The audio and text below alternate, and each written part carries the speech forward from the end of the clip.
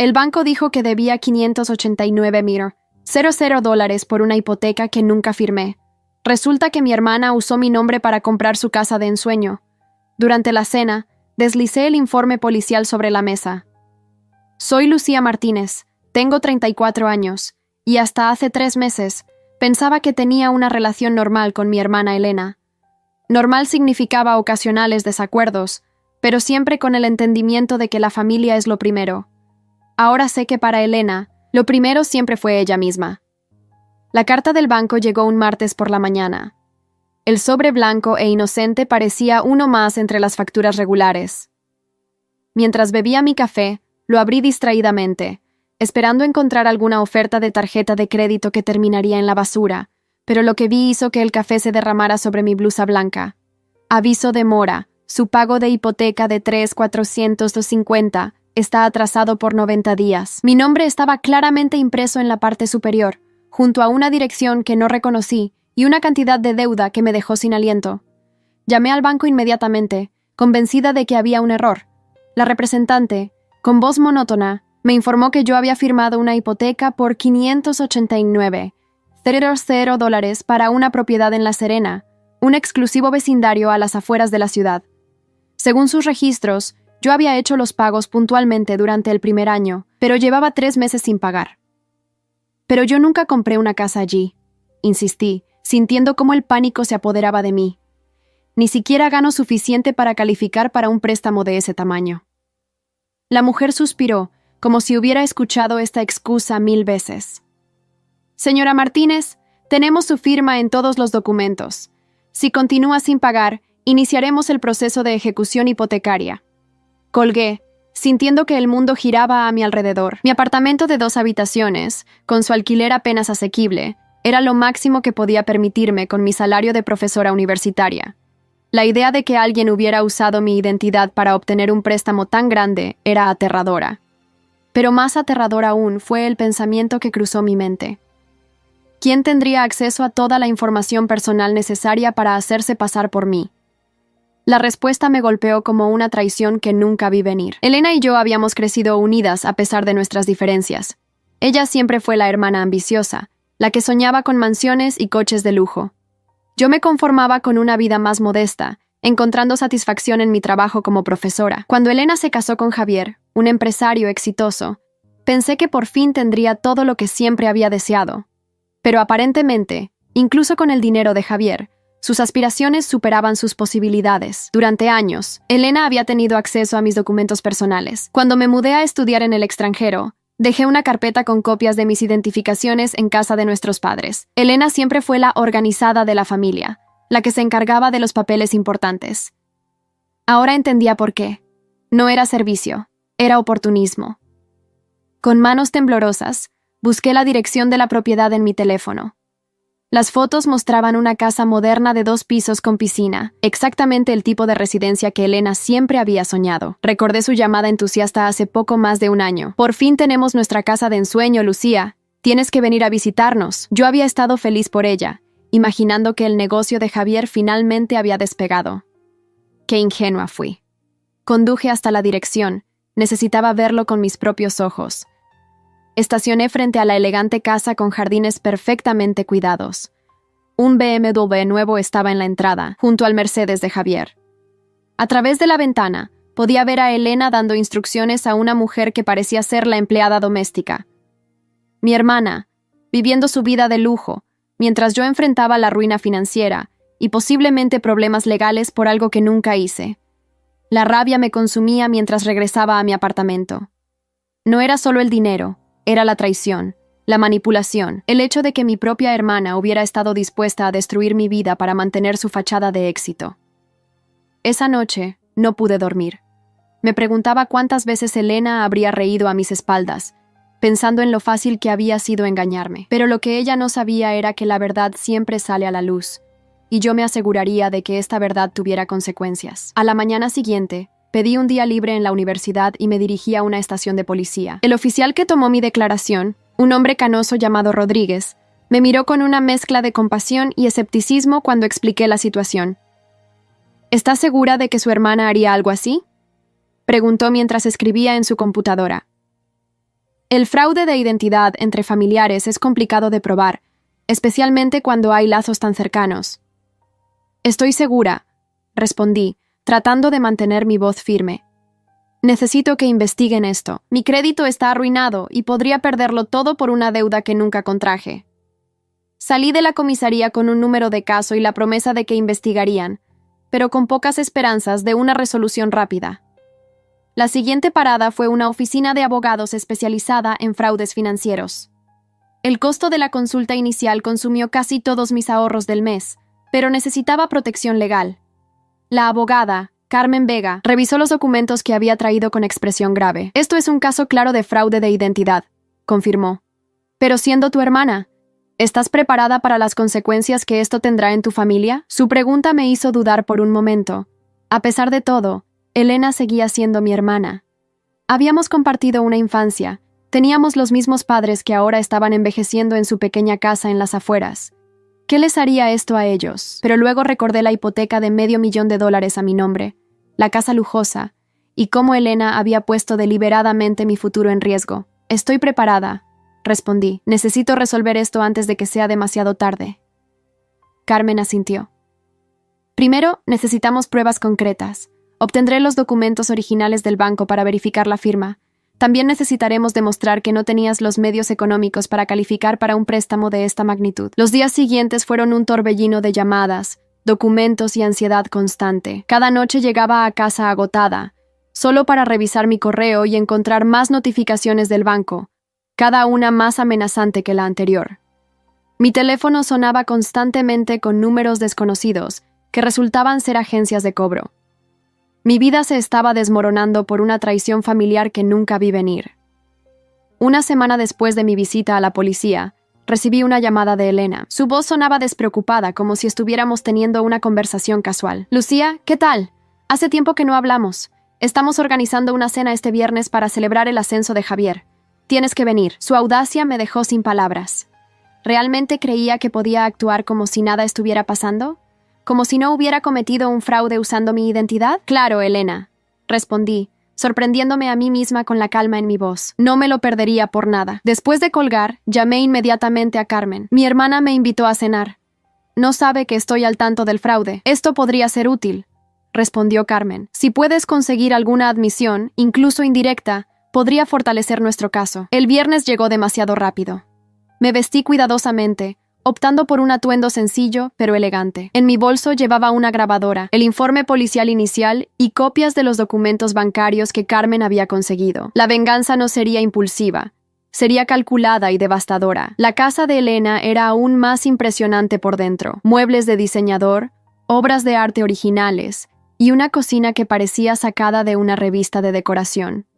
Todo comprado con dinero que eventualmente arruinaría mi vida. La empleada doméstica me abrió la puerta y me condujo al jardín trasero, donde Elena, Javier y 2 parejas más estaban disfrutando de cócteles junto a la piscina. Lucía, por fin. Elena se acercó para abrazarme como si nada estuviera mal. Pensé que nunca llegarías. Ven, te presentaré a los socios de Javier. Durante la siguiente hora, mantuve una sonrisa forzada mientras Elena presumía de su casa, su vida y su aparente éxito. Cada cierto tiempo, notaba cómo Javier me lanzaba miradas nerviosas. ¿Él sabía? ¿Era cómplice? ¿O también víctima de las manipulaciones de mi hermana? Cuando nos sentamos a cenar, Elena no perdió tiempo en comentar sobre mi situación financiera. Lucía, deberías considerar buscar un trabajo mejor pagado. Ese apartamento tuyo es tan básico. Siempre te digo que podrías hacer más con tu vida. La hipocresía era tan evidente que casi me reí. Elena, quien había falsificado mi firma para una hipoteca que no podía pagar, me estaba dando consejos financieros. Es curioso que menciones eso, Elena, respondí mientras tomaba un sorbo de vino. Recientemente descubrí que tengo una deuda enorme, una hipoteca, de hecho. El tenedor de Elena se detuvo a medio camino hacia su boca. Por un segundo, vi pánico en sus ojos antes de que recuperara la compostura. ¿Una hipoteca? Pero si vives en un apartamento alquilado, comentó, intentando sonar confundida. Exactamente mi punto, continué. Imagina mi sorpresa cuando el banco me informó que debo más de $500,000 por una propiedad en La Serena. Esta propiedad, de hecho. El silencio cayó sobre la mesa como una losa. Los invitados se miraron incómodos, sin entender la tensión repentina. Javier palideció visiblemente, confirmando mis sospechas. Él sabía. «No sé de qué estás hablando». Elena rió nerviosamente, dirigiéndose a sus invitados. «Mi hermana siempre ha tenido un sentido del humor extraño. No es una broma, Elena». Lentamente, saqué el informe policial de mi bolso y lo deslicé sobre la mesa hacia ella. «El detective Rodríguez está muy interesado en saber cómo mi firma apareció en documentos para una casa que claramente no puedo pagar. Una casa en la que, curiosamente, tú vives». El color abandonó el rostro de Elena. Sus manos temblaron mientras tomaba el documento, sus ojos recorriendo rápidamente las palabras que confirmaban su traición. Los invitados, ahora completamente incómodos, murmuraron excusas y comenzaron a levantarse.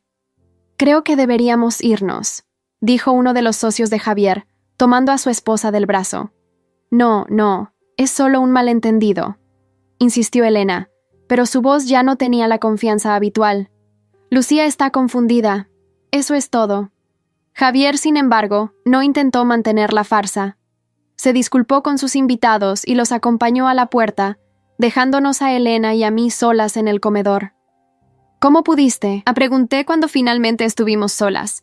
La rabia que había contenido durante la cena ahora fluía libremente. «Soy tu hermana, Elena. ¿Realmente estabas dispuesta a arruinar mi vida por...» «¿Esto?», gesticulé hacia la lujosa sala. Elena pasó rápidamente de la sorpresa a la defensiva. «No entiendes nada», espetó. «Esto no fue para perjudicarte. Lo hicimos como una solución temporal. Javier tenía problemas de crédito por su divorcio anterior. Yo no calificaba sola para la hipoteca. ¿Y tú? Bueno, tú siempre has tenido un excelente historial crediticio. ¿Y por qué dejaste de pagar?», exigí saber. «¿Por qué arriesgar mi crédito, mi futuro?» «El negocio de Javier tuvo dificultades», admitió, evitando mi mirada. «Fue solo temporal. Íbamos a ponernos al día». «¿Con qué dinero, Elena? Mírate, empleada doméstica, muebles de diseñador, coches de lujo. ¿De dónde iba a salir el dinero para la hipoteca?». Javier regresó al comedor, su rostro una máscara de vergüenza y preocupación. «Lucía, por favor, podemos arreglar esto. Fue idea mía usar tu nombre. Elena solo quería ayudarme». «¿Ayudarte a cometer un fraude?», respondí, incrédula ante su descaro. «¿Tienen idea de lo que han hecho? Mi crédito está destruido. He tenido que contratar a una abogada que no puedo pagar. La policía está investigando. Esto no es algo que puedan simplemente arreglar». Elena comenzó a llorar, pero sus lágrimas ya no me conmovían. Había visto su verdadera cara.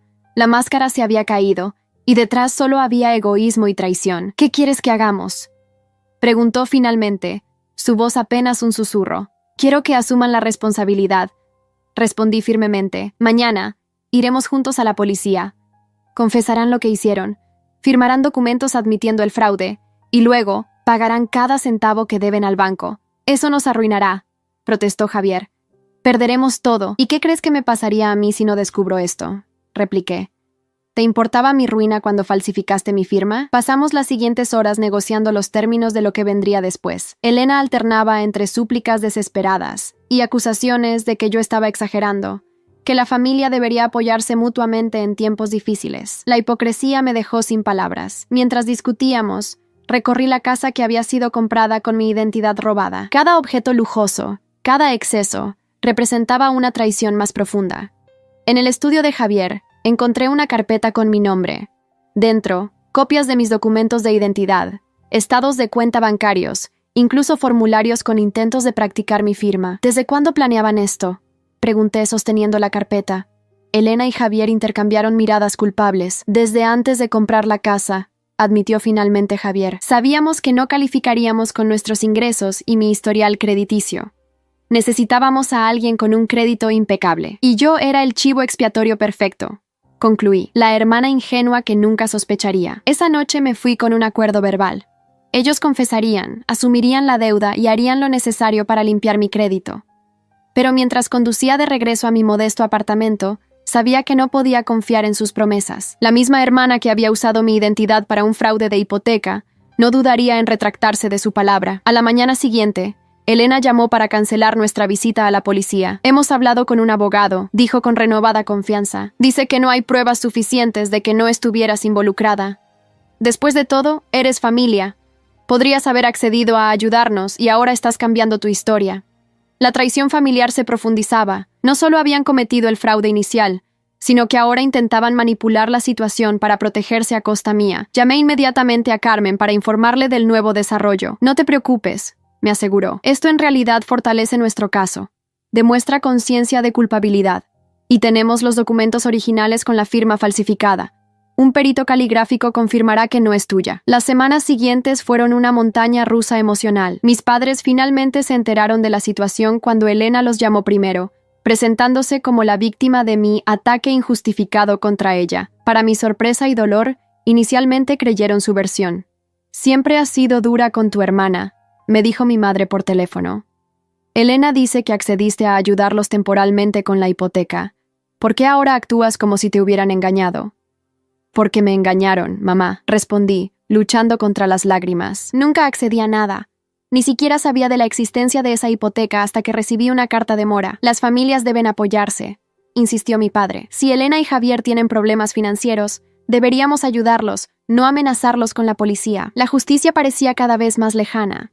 A pesar de las evidencias, el caso avanzaba lentamente. El banco seguía enviando cartas amenazantes, ahora incluyendo la posibilidad de un juicio. Mi trabajo en la universidad comenzó a resentirse. Mis estudiantes notaban mi distracción y agotamiento. Las noches se convertían en interminables sesiones de llanto y ansiedad. Pero entonces, un rayo de esperanza. Carmen me llamó una tarde con noticias. El perito caligráfico ha confirmado que la firma no es tuya.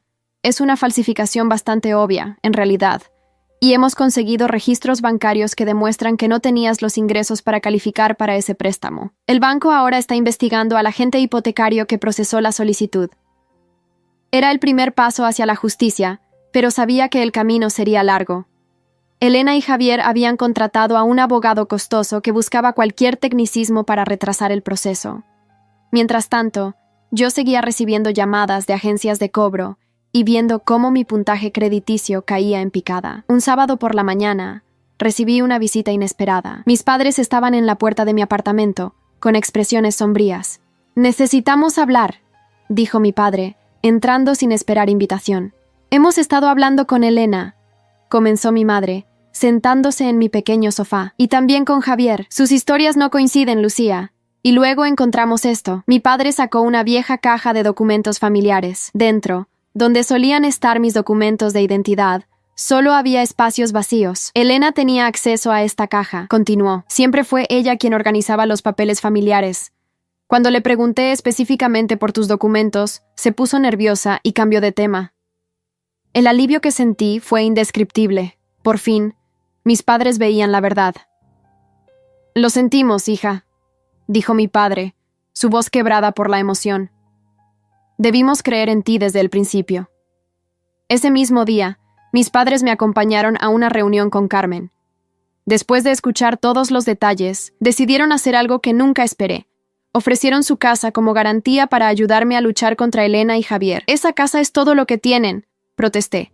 «No pueden arriesgarla. Es nuestra decisión», respondió mi madre con firmeza. «Elena ha traicionado no solo a ti, sino a toda la familia. Esto no se trata solo de dinero, sino de justicia». Con este nuevo apoyo emocional y financiero, Carmen pudo intensificar nuestros esfuerzos legales. Presentamos una demanda civil contra Elena y Javier, además de cooperar plenamente con la investigación policial por fraude. La noticia de la demanda civil pareció sacudir a Elena más que la investigación policial. Me llamó, alternando entre súplicas y amenazas. «No puedes hacernos esto», lloró. «Somos familia. La sangre es más espesa que el agua. La traición familiar es más dolorosa que cualquier otra», respondí. «Tuviste muchas oportunidades para hacer lo correcto, Elena. Elegiste no hacerlo». «Te arrepentirás», amenazó, su tono cambiando drásticamente. «Tenemos amigos influyentes. Puedo hacer que pierdas tu trabajo en la universidad con una sola llamada». Sus amenazas solo fortalecieron mi resolución. Esta ya no era solo mi lucha por la justicia financiera. Era una batalla por mi dignidad y mi verdad contra una hermana que había elegido la traición y el engaño. Un mes después de presentar la demanda civil, recibí una llamada de Carmen que cambiaría el curso de todo. «Tenemos algo grande», dijo, su voz vibrante de emoción contenida. «El agente hipotecario ha confesado.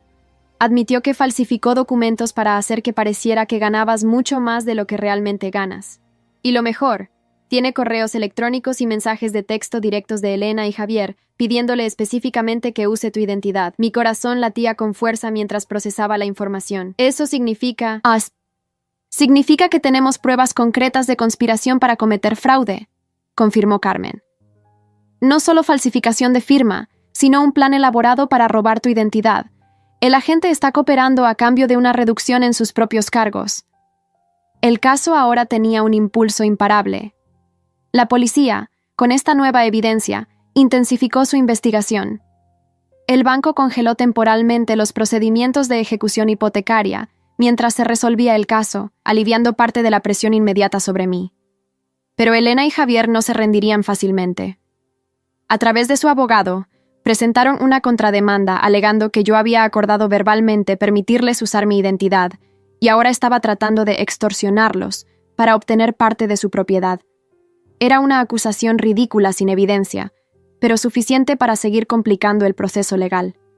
Mientras tanto, Elena lanzó una campaña de desprestigio contra mí en nuestra familia extendida. Primos, tíos y antiguos amigos me llamaban preguntando por qué estaba atacando a mi propia hermana. ¿Por qué no podíamos resolver esto en familia? No entiendo por qué involucras a la policía, me dijo mi tía Margarita durante una llamada particularmente dolorosa. Las familias tienen desacuerdos, pero no se destruyen mutuamente. Esto no es un desacuerdo, tía, respondí, agotada de repetir la misma explicación. Es un delito que podría haberme costado todo. La presión social era intensa, pero me mantuve firme. Carmen me recordaba constantemente que la verdad estaba de mi lado, que la evidencia era clara y que eventualmente la justicia prevalecería. Y entonces, un giro inesperado. Una tarde, mientras calificaba exámenes en mi oficina de la universidad, recibí una visita sorpresa. Javier, necesito hablar contigo, dijo, cerrando la puerta tras él. A solas, sin abogados. Lo miré con desconfianza. No creo que sea apropiado. Cualquier comunicación debería ser a través de nuestros representantes legales. Por favor, Lucía, insistió, su voz quebrada. No vengo como tu adversario legal. Vengo como lo que sea que seamos ahora. Cuñados, aunque sea solo en papel. Contra mi mejor juicio, accedí a escucharlo, pero activé discretamente la grabadora en mi teléfono, una precaución que Carmen me había aconsejado tomar ante cualquier interacción con ellos. Elena no sabe que estoy aquí, comenzó Javier, sentándose frente a mí. Si se enterara, probablemente me mataría. ¿Por qué estás aquí entonces?, pregunté, manteniendo mi tono neutral. Javier suspiró profundamente. Porque esto ha ido demasiado lejos. Porque estoy cansado de vivir en una mentira. Y porque, aunque no lo creas, tengo conciencia.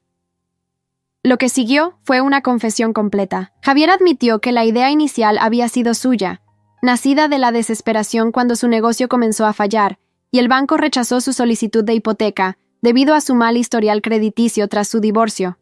Pero Elena, lejos de ser una participante reluctante, había perfeccionado el plan. Ella fue quien sugirió usar tu identidad específicamente, reveló. Dijo que eras perfecta porque tenías un excelente crédito, pero vivías en tu propio mundo académico, alejada de las realidades financieras.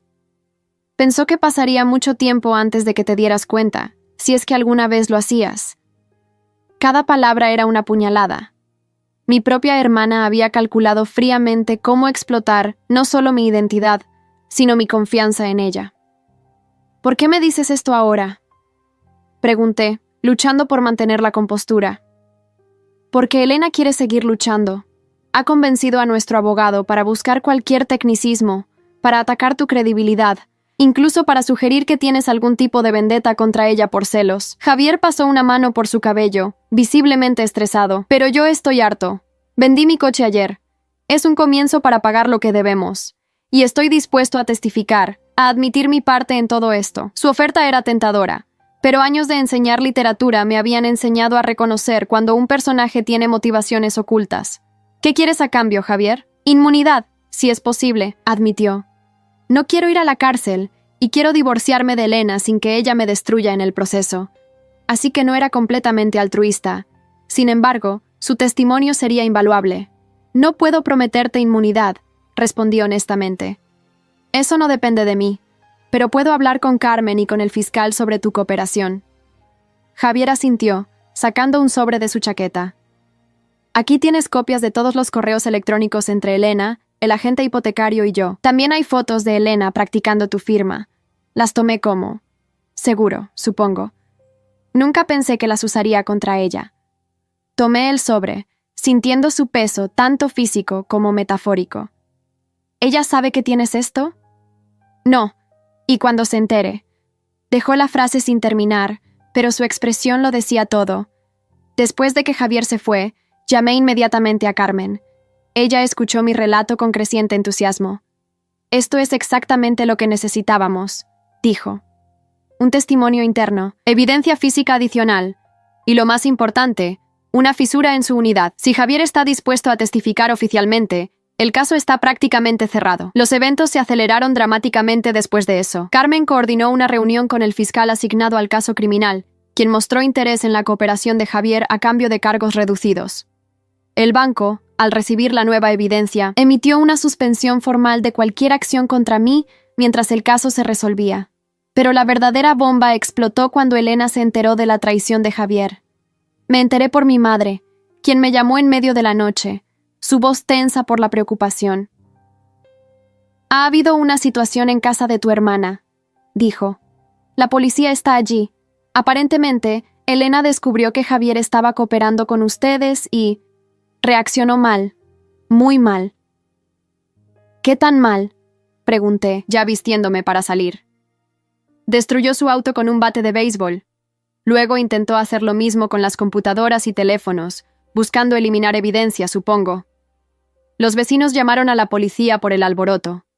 Cuando llegué a la casa que una vez había sido comprada con mi identidad robada, el espectáculo era surrealista. Patrullas de policía con luces intermitentes iluminaban la elegante fachada. Elena estaba esposada en la entrada, gritando a los oficiales mientras la escoltaban hacia un vehículo policial. Javier, con una expresión de shock, daba su declaración a otro oficial. Nuestras miradas se cruzaron cuando Elena me vio. Por un momento, toda su furia pareció concentrarse en mí. «¡Esto es tu culpa!», gritó, luchando contra los oficiales que la sujetaban. «Siempre has querido destruirme. Siempre has estado celosa de mí». Su rostro, distorsionado por la rabia, era irreconocible. ¿Dónde estaba mi hermana? ¿La niña con quien había compartido habitación, secretos, sueños? En su lugar veía a una extraña consumida por la avaricia y el resentimiento. «No, Elena», respondí, lo suficientemente alto para que me escuchara. «Tú te destruiste sola cuando decidiste que mi vida era un precio aceptable para tu casa de ensueño».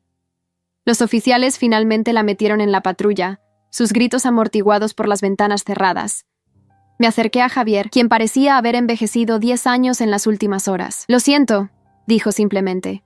«Nunca pensé que llegaríamos a esto». «Yo tampoco», respondí, y era verdad. A pesar de toda la traición, nunca imaginé que vería a mi hermana llevada por la policía, gritando acusaciones delirantes.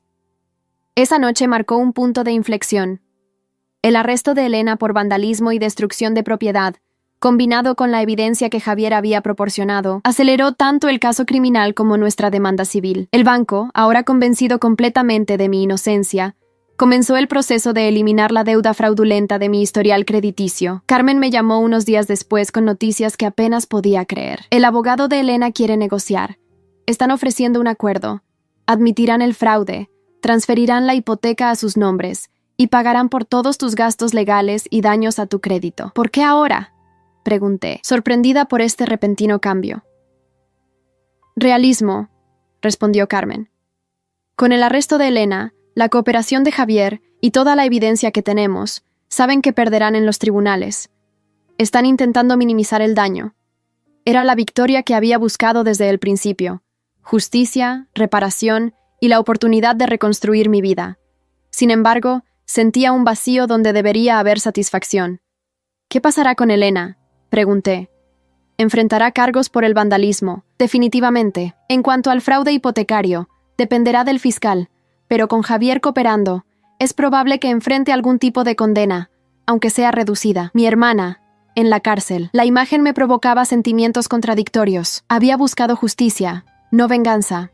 Pero tal vez, en casos de traición familiar tan profunda, la línea entre ambas se volvía borrosa. El día de la audiencia final, llegó con un cielo gris que amenazaba lluvia, un reflejo perfecto de mi estado de ánimo. El juzgado era un edificio imponente de piedra, símbolo de una justicia que había tardado en llegar, pero que finalmente estaba al alcance. Elena y Javier ya estaban dentro cuando llegué con Carmen. Mi hermana, vestida con un sobrio traje azul marino, parecía más pequeña que nunca, despojada de su habitual confianza. Javier, separado de ella por su abogado, mantenía la mirada fija en sus manos. «Recuerda», me susurró Carmen mientras nos sentábamos. «No importa lo que digan, lo que importa es el resultado. Estamos aquí por justicia, no por venganza». El juez, un hombre de edad avanzada con expresión severa, revisó los documentos del acuerdo negociado. Según los términos, Elena y Javier admitían su culpabilidad en el fraude hipotecario, aceptaban transferir la hipoteca exclusivamente a sus nombres y se comprometían a pagar una compensación por daños a mi crédito y gastos legales. A cambio, yo retiraría la demanda civil. «Señora Martínez», dijo el juez dirigiéndose a mí, «¿está satisfecha con los términos de este acuerdo?» Miré a Elena, buscando en sus ojos algún signo de remordimiento genuino. No encontré nada.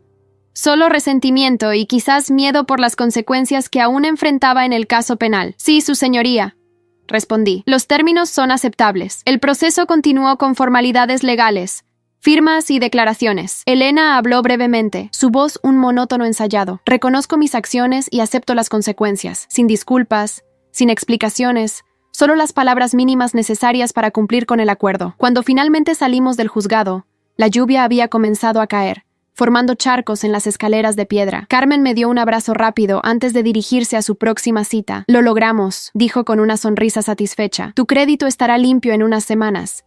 Y lo más importante, tu nombre está exonerado». Me quedé un momento bajo el techo del edificio, viendo cómo la lluvia intensificaba su caída. A unos metros de distancia, bajo un paraguas negro, Elena esperaba a su abogado. Nuestras miradas se cruzaron brevemente, y por un instante, creí ver un destello de la hermana que alguna vez conocí. Impulsada por un sentimiento que no podía nombrar, me acerqué a ella.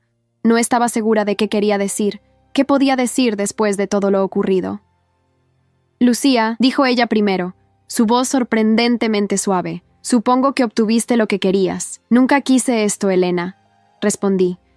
«Solo quería que admitieran la verdad, que arreglaran el desastre que crearon. No quería destruirte». Elena rió sin humor.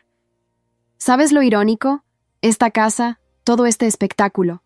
Nunca lo necesité realmente. Javier insistía en que necesitábamos proyectar cierta imagen para sus negocios.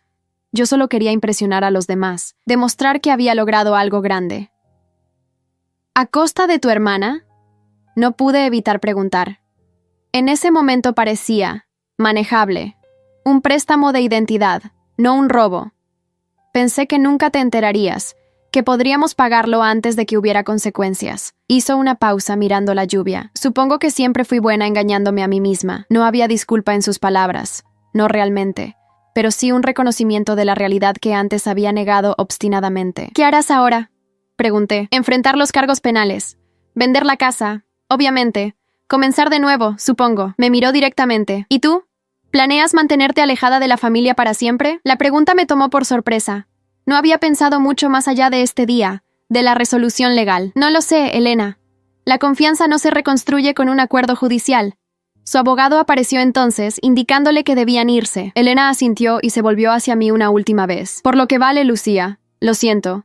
No por haber sido descubierta, sino por haber sido el tipo de persona capaz de hacerte esto». Con esas palabras, se alejó bajo la lluvia, una figura menguante en el paisaje urbano. Los meses siguientes fueron un periodo de reconstrucción gradual. Mi crédito comenzó a recuperarse lentamente. La casa fue vendida, aunque por menos de lo que valía la hipoteca debido a la prisa por liquidarla. Javier, fiel a su palabra, testificó contra Elena en el caso penal, lo que le valió una sentencia reducida, libertad condicional y servicio comunitario, mientras que Elena recibió 6 meses de cárcel. Mis padres intentaron mantener algún tipo de relación con ambas hijas, una posición incómoda que manejaron lo mejor que pudieron. Las cenas familiares, cuando ocurrían, eran eventos tensos llenos de conversaciones cuidadosamente neutras. Un día, aproximadamente 8 meses después de la audiencia, recibí una carta desde el centro correccional, donde Elena cumplía su sentencia. La abrí con manos temblorosas. sin saber qué esperar. Querida Lucía, comenzaba. Escribo esta carta desde un lugar que nunca imaginé que conocería. La prisión te da mucho tiempo para pensar, para reflexionar sobre las decisiones que te trajeron aquí. He estado pensando en nosotras, en cómo éramos de niñas, antes de que la ambición y la envidia envenenaran nuestra relación. La carta continuaba por varias páginas, una exploración honesta de su resentimiento hacia mí a lo largo de los años, cómo mi éxito académico siempre la había hecho sentir inferior, a pesar de su aparente confianza, cómo había convertido esa inseguridad en justificación para sus acciones. No espero tu perdón, escribía hacia el final. Ni siquiera estoy segura de merecerlo, pero quería que supieras que entiendo ahora el daño que causé, no solo a tu crédito o a tu situación financiera, sino a tu confianza, a nuestra familia, a lo que alguna vez fuimos. Leí la carta varias veces, buscando manipulación entre líneas, pero solo encontré lo que parecía ser una sincera introspección. ¿Era posible que la traición familiar hubiera llevado, finalmente, a una honestidad que nunca antes habíamos tenido? No respondí inmediatamente. Necesitaba tiempo para procesar mis propios sentimientos, para decidir si estaba dispuesta a abrir siquiera una pequeña puerta hacia la reconciliación. Mientras tanto, mi vida continuaba transformándose. La experiencia me había cambiado de maneras que nunca anticipé. Me volví más asertiva en mi trabajo, menos dispuesta a aceptar menos de lo que merecía. Comencé a dar charlas en la universidad sobre fraude de identidad y protección financiera, utilizando mi propia experiencia como ejemplo. Carmen y yo desarrollamos una amistad que iba más allá de la relación abogado-cliente. Nunca he visto a alguien enfrentar una traición familiar con tanta dignidad, me dijo durante una cena celebrando el archivo final del caso. La mayoría de las personas se desmoronan o se vuelven vengativas. Tú buscaste justicia sin perder tu humanidad. Sus palabras me hicieron reflexionar. ¿Realmente había mantenido mi humanidad a lo largo de todo el proceso? Hubo momentos en que el dolor y la rabia me consumieron, momentos en que deseé que Elena sufriera como yo había sufrido. Pero al final, lo que busqué no fue su destrucción, sino la verdad y la reparación. 3 semanas después de recibir la carta de Elena, finalmente la visité en prisión. El edificio era frío e impersonal. Las sillas de plástico del área de visitas incómodas y rígidas, como recordatorios físicos de la distancia entre nosotras. Elena apareció escoltada por un guardia. Sin maquillaje, con el cabello recogido en una simple coleta, parecía una versión desdibujada de la hermana glamorosa que siempre había conocido. Sus ojos se iluminaron brevemente al verme, una mezcla de sorpresa y quizás esperanza. No pensé que vendrías, dijo cuando nos sentamos frente a frente. Yo tampoco, admití, pero tu carta me hizo pensar. Todo lo que escribí es verdad, afirmó. Tuve mucho tiempo para examinar mis motivos, mis justificaciones. Nada de eso importa ahora, lo sé. Pero quería que supieras que entiendo lo que hice. Hablamos durante la hora permitida, una conversación cautelosa pero más honesta de lo que habíamos tenido en años. No hubo promesas de reconciliación inmediata, ni garantías de que nuestra relación volvería a ser lo que alguna vez fue. Algunas traiciones son demasiado profundas para sanar completamente. Sin embargo, cuando me levanté para irme, sentí que algo había cambiado. No era perdón, exactamente, sino un primer paso hacia algo nuevo, algo que aún no podía definir. Volveré, dije, sorprendiéndome a mí misma tanto como a ella. No sé cuándo, pero volveré. Elena asintió, sus ojos brillantes. Estaré aquí, respondió simplemente. Mientras salía del centro correccional hacia la brillante luz del día, reflexioné sobre el extraño camino que me había llevado hasta aquí. La traición familiar me había quebrado, pero de alguna manera, también me había reconstruido más fuerte.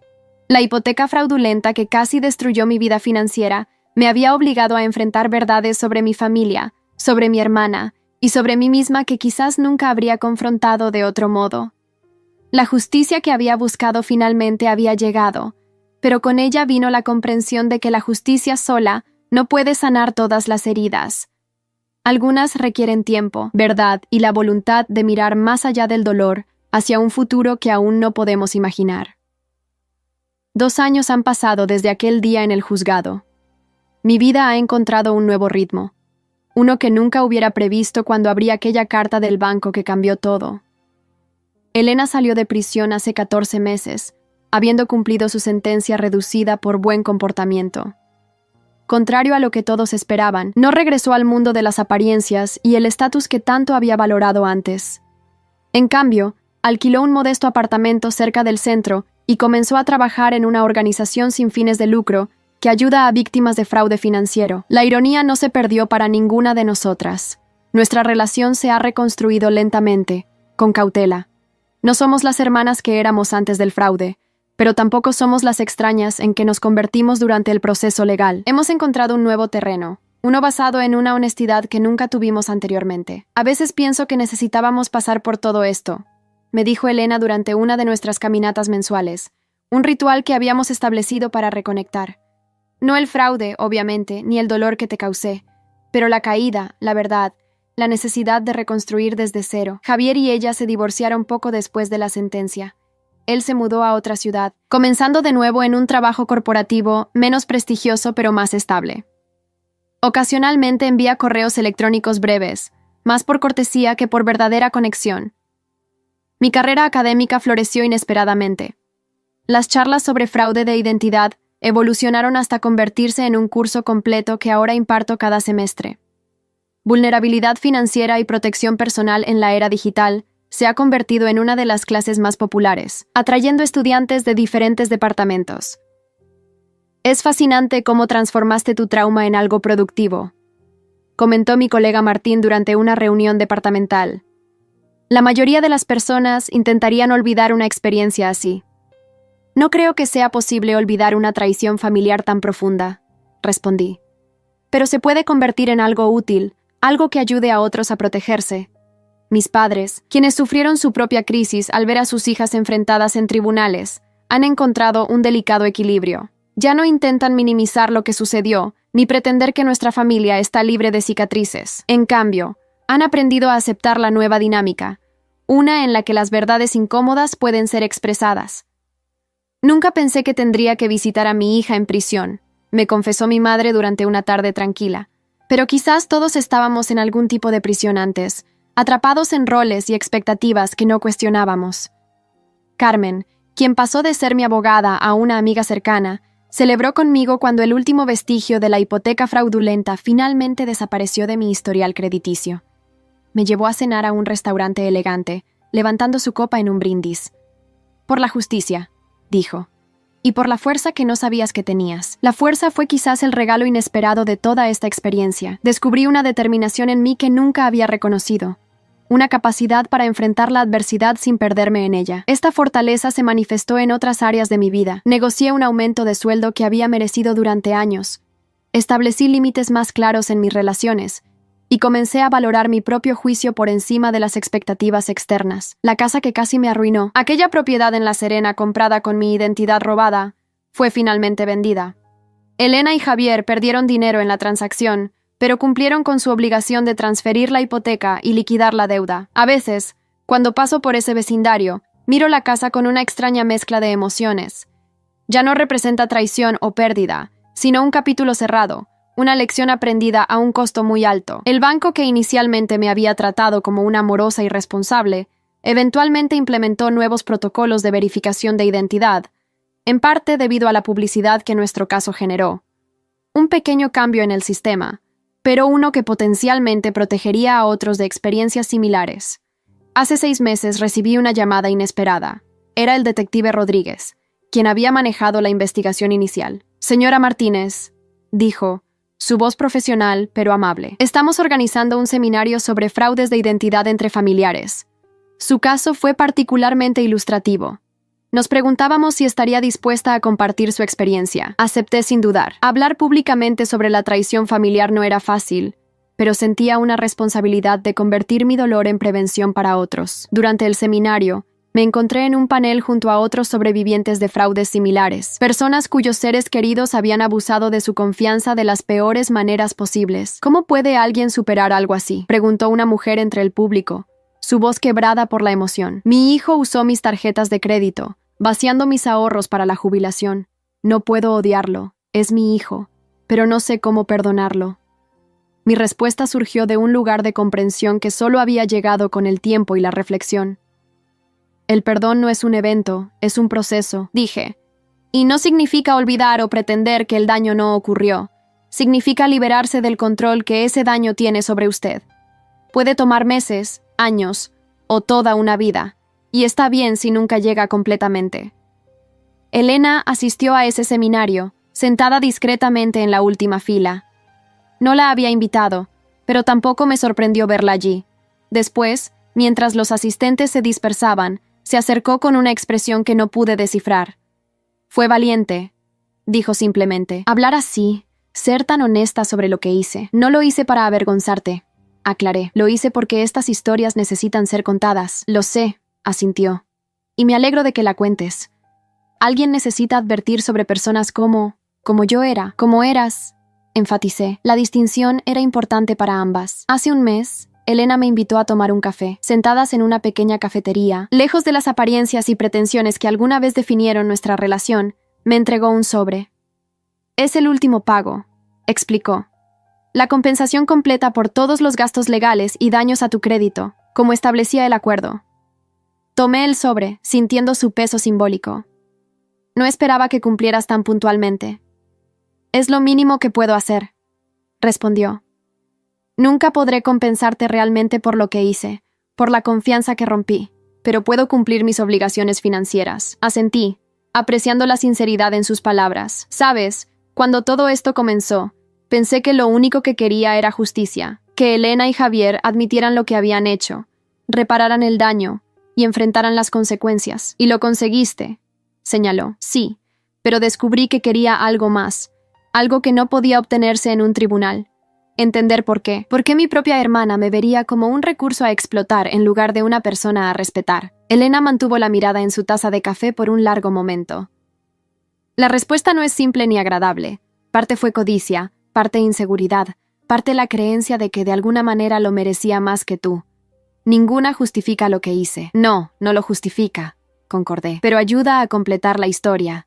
Y eso es algo que he necesitado para seguir adelante. Mientras nos despedíamos ese día, con un abrazo cauteloso pero genuino, sentí que un ciclo se cerraba finalmente. La hipoteca fraudulenta que casi destruyó mi vida financiera había expuesto verdades dolorosas sobre mi familia, pero también había abierto camino para una honestidad que nunca antes habíamos tenido. Hoy, mientras organizo los documentos para mi próxima conferencia sobre protección financiera, encuentro la primera carta del banco, aquella que comenzó todo hace 2 años. La guardo como recordatorio no solo de la traición, sino de mi propia capacidad para enfrentarla y superarla. La traición familiar deja cicatrices que nunca desaparecen completamente. Pero he aprendido que esas cicatrices no tienen por qué definir el resto de tu vida. Son marcas de batallas libradas y superadas, testimonios de una resiliencia que quizás nunca supiste que poseías, hasta que la necesitaste desesperadamente. Y si algo he aprendido de todo esto, es que a veces las peores traiciones pueden conducir a las verdades más necesarias. La hipoteca que nunca firmé me costó casi todo, pero me dio algo invaluable: la libertad de redefinir quién soy y qué significa realmente la familia para mí. Hay historias que no son solo historias, son espejos de la vida. Si esta te conmovió, ayúdanos a seguir contando otras que también merecen ser escuchadas. Muchas gracias y que tengas un excelente día.